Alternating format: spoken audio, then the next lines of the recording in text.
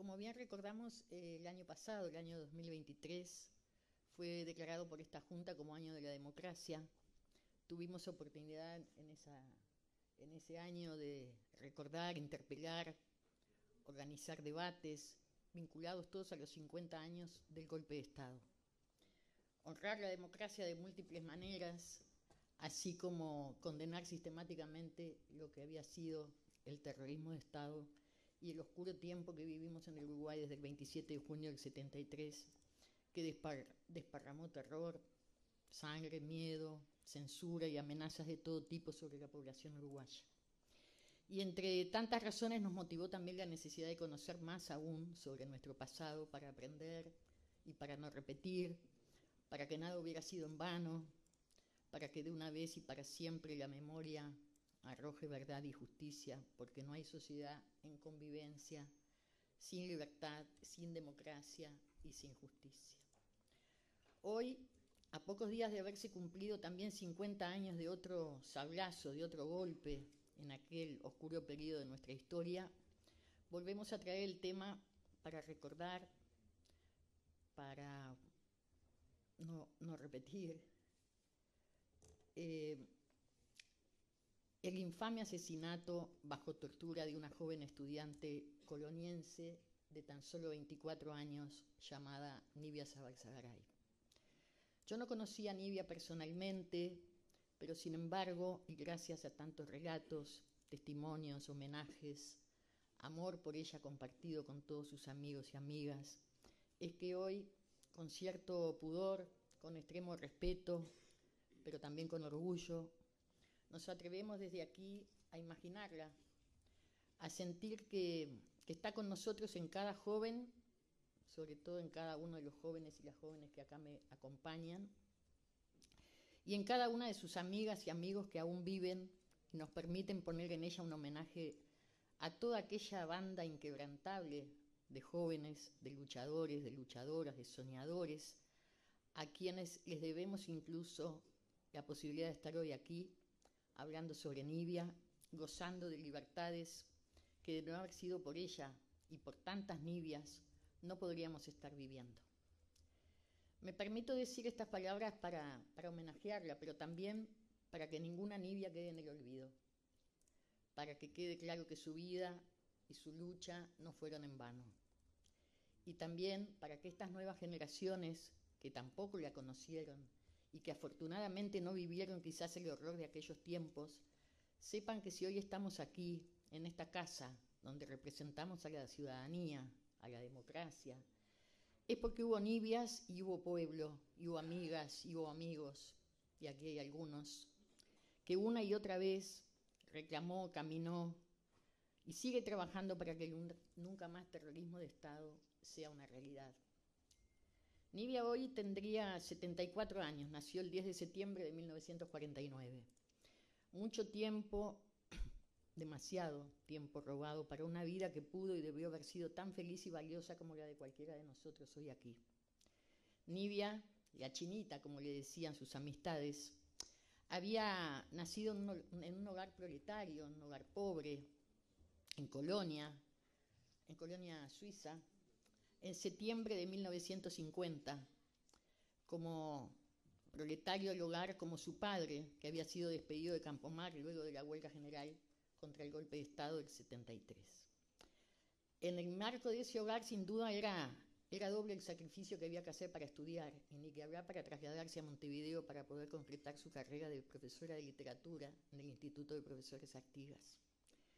Llegó a Montevideo gracias a una porfiada insistencia y persuasión para que su familia le autorizara a venir a Montevideo. Recordemos que en aquellos tiempos la intelectualidad no era una actividad de lo más femenina que pudiera considerarse. Entonces no le fue fácil convencer a su padre para venir. Lo hizo a través de la palabra, lo hizo a través de sus discursos, pero también de sus convicciones. De sus convicciones porque hablaba de libertad, de derechos, de igualdad. Y así fue que en un hogar como en el que vivía pudo venirse a Montevideo.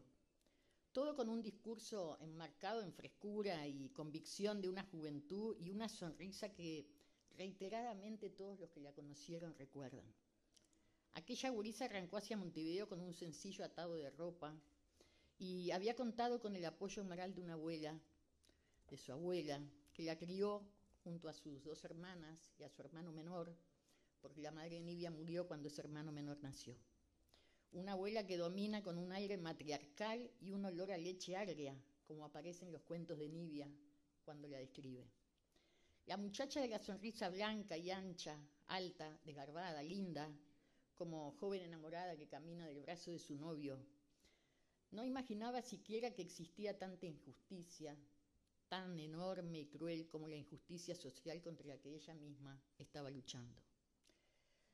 Sonrisa que traducía alegría, pero también mucha fuerza, y también se podía tornar en enojo cuando, sobre todo con sus amigos, no se ponía de acuerdo en algún argumento o en alguna discusión y no podían arribar a un acuerdo común. Nibia tenía solamente 24 años. Había terminado su carrera de profesora de literatura, estaba pensando en casarse porque estaba enamorada y sería para octubre, que lo tenía planeado. Aquel año en el que también pensaba en seguir estudiando, porque además tenía una gran vocación para la medicina, quería ser doctora.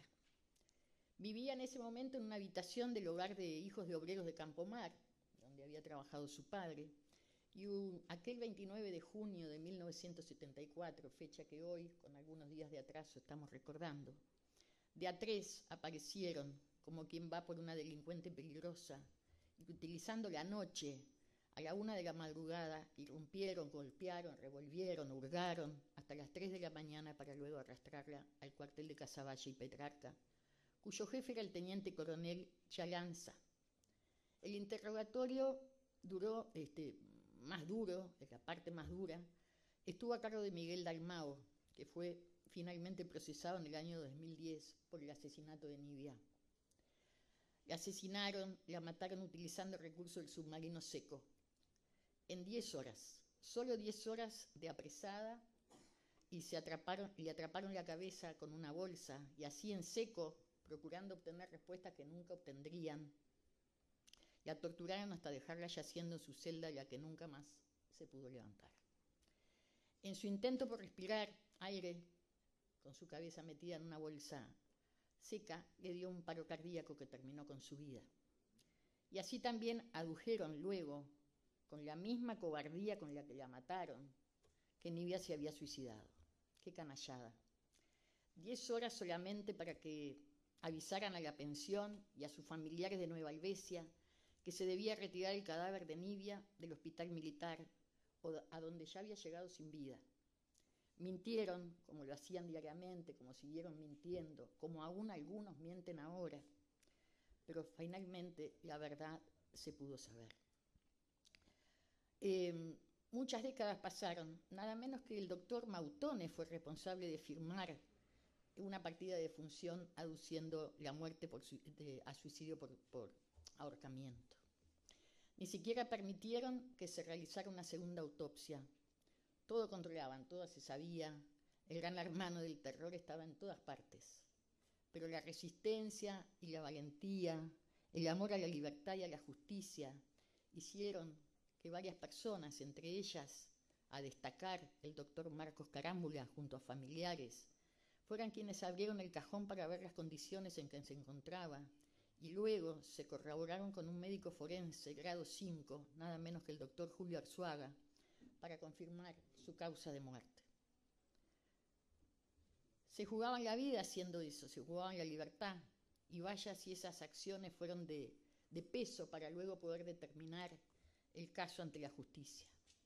No en vano, el doctor Arzuaga, se dice de él, que defendió la libertad con todas sus fuerzas, ejerciendo la práctica de la medicina forense con la dignidad incoercible de quien sabe que hay conductas en la vida que no son sensibles a riesgo. Estas acciones también fueron parte de su prisión en dictadura, también fueron causa de lo que luego le traería su apresamiento. Nibia no era cobarde, los cobardes eran ellos. Nibia amaba la vida con valentía y por eso nadie en aquel momento creyó en la posibilidad del suicidio. No se puede alguien decía en un homenaje a Nibia que no se puede hacer un retrato porque habría que haberla conocido para poder hacerlo.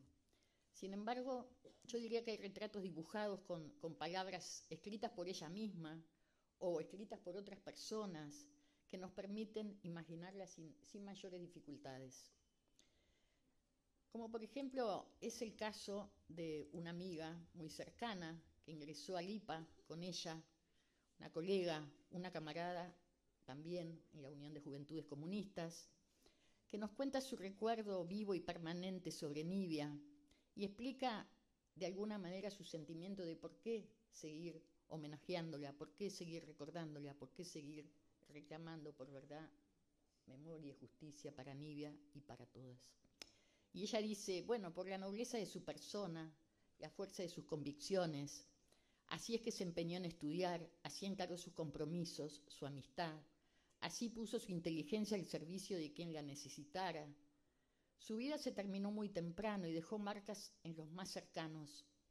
Muerte que fue un asesinato, aunque esta palabra cierta, verdadera, cueste ser pronunciada. Su asesinato fue parte de la inútil crueldad a la que fue sometido su pueblo. 50 años después de sus 24 años, Nibia no ha dejado de estar. Esa era la fuerza de su personalidad que no les abandonó, dice esta amiga, no nos abandonó. Y así impuso una revisión de su cuerpo para poder contrarrestar la decisión de sus asesinos. Así, años después, la justicia pudo demostrar que no se trató de un suicidio, sino de un asesinato en la tortura. Estas son las palabras nada menos que de alguien que estudió con ella, que militó con ella, que compartió parte de su vida y su juventud, que también tuvo que replegarse a la clandestinidad apenas Nibia muere porque los tiempos se fueron endureciendo. Y yo también quiero en ella, en esa amiga, en esa gallega amiga, compartir mis sentimientos de gratitud y admiración más grande por Nibia y por toda su generación de luchadoras. ¿Cómo no imaginar a Nibia al escucharla? ¿Cómo no sentir un poco el dolor que siente toda esa generación de amigos y también lo que vino después? Fíjense que una docente de práctica de Nibia en el Instituto de Profesores Artigas contaba que ella una vez llegó tarde involuntariamente a clase, cosa que los docentes tienen que hacer con mucha dificultad cuando tienen un practicante, porque el practicante se pone muy nervioso cuando queda solo con el grupo.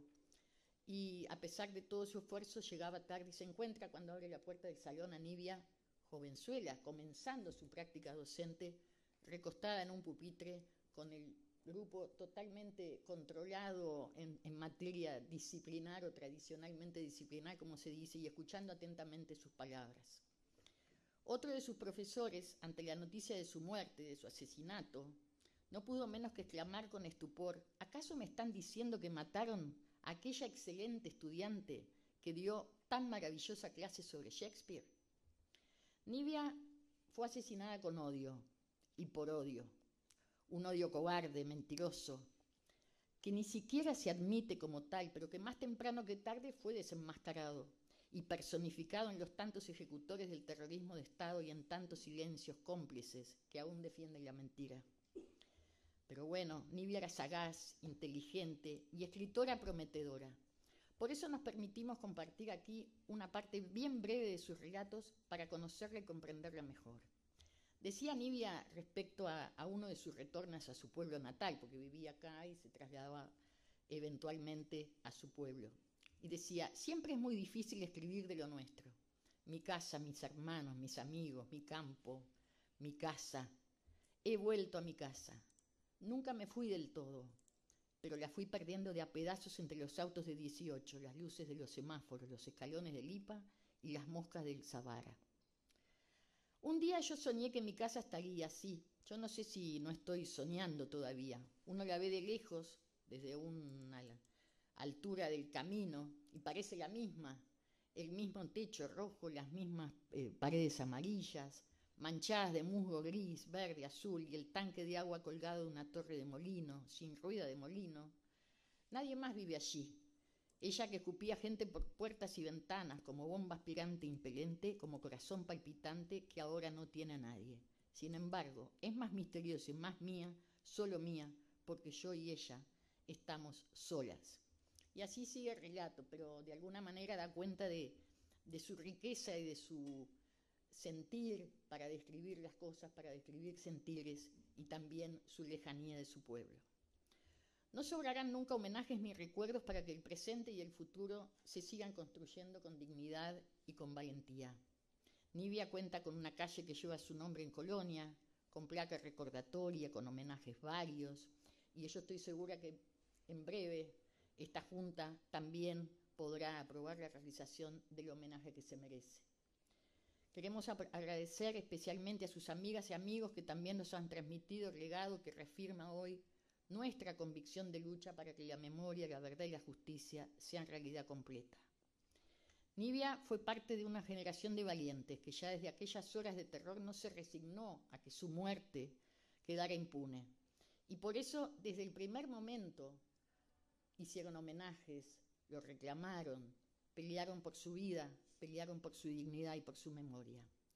Para terminar, valientes desde el comienzo, al año de la muerte de Nibia, la profesora Tatiana Oroño, colega de Nibia y también compañera de militancia, escribió un poema que quiero compartir para cerrar y por el que agradezco el tiempo de escucha que me han dedicado. La camarada Nibia ha muerto y es preciso hacerle un duelo activo de pintadas, de calles que la nombren, de escolleras, de muros imborrables. Hacerle un duelo claro como una sola savia. Que paredes y esquinas esgrimidas de cólera y ladrillo, de memoria, y los volantes leves y las arquitecturas, que su querido nombre y su sustancia pura conforten y endurezcan los pasos de la calle. Que el fruto lacerante de su vida nos aguarde y nos una, que resuenen las voces, una a una, a todos los que viven, al calor de la sangre irreparable, de los maquis, de los republicanos, de los héroes de pétalo y madera de Vietnam, en cuyas voces breves tiemblan las palabras heridas de la selva, la inexpugnable ciudadela hasta hilada del bambú, y de metralla, donde la dignidad humana fue plantada en los frutos del bien y la inocencia, pues la vida constante que Nibia edificaba sol a sol, puerta a puerta, perpetuaba la digna estirpe muerta, sus escombros de piedra y pedernales. Nibia Zabalsagaray, docente, ha muerto, detenida, ha muerto torturada, ha muerto sostenida por las vértebras macizas del silencio, por radicales cadenas solidarias, por fábricas, crisoles y lagares, por usinas y máquinas, ha muerto sostenida por el mundo que amaba y defendía. La sostienen aún su humanidad, germinada en las cosas feroces de donde provenía, su vida clara. Señora Presidenta, nada más que decir, solo Nibia Zabalsagaray, presente.